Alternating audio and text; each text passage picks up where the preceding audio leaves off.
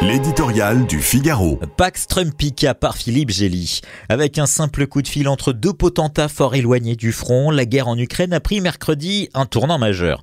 De la conversation d'1 heure et demie entre Donald Trump et Vladimir Poutine au recadrage des alliés par le nouveau secrétaire américain à la défense, les grandes lignes d'un futur deal trumpien sur l'Ukraine ont déjà été tracées.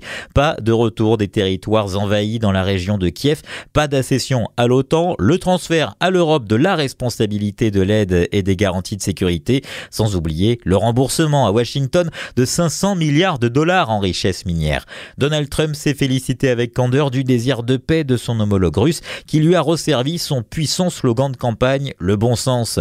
C'était la moindre des politesses envers celui qui offre d'emblée des concessions sur les objectifs clés de Moscou. L'Américain a déjà adopté la logique prédatrice du Russe dans laquelle la souveraineté des grandes puissances l'emporte sur celle de leurs voisins. Il se montre disposé à élargir le dialogue aux enjeux de sécurité et de désarmement comme le demande le Kremlin depuis 3 ans, en ravalant ainsi l'Ukraine à un contentieux subalterne. Le président des États-Unis sera-t-il celui qui scelle la victoire militaire de Vladimir Poutine? Donald Trump est l'homme des solutions simples aux problèmes compliqués. La paix à Gaza sans les Palestiniens et à Kiev sans les Ukrainiens. Il avait appliqué la même méthode à l'Afghanistan en signant en 2020 un accord avec les talibans dans le dos du gouvernement de Kaboul, pourtant soutenu par Washington. On a vu le résultat.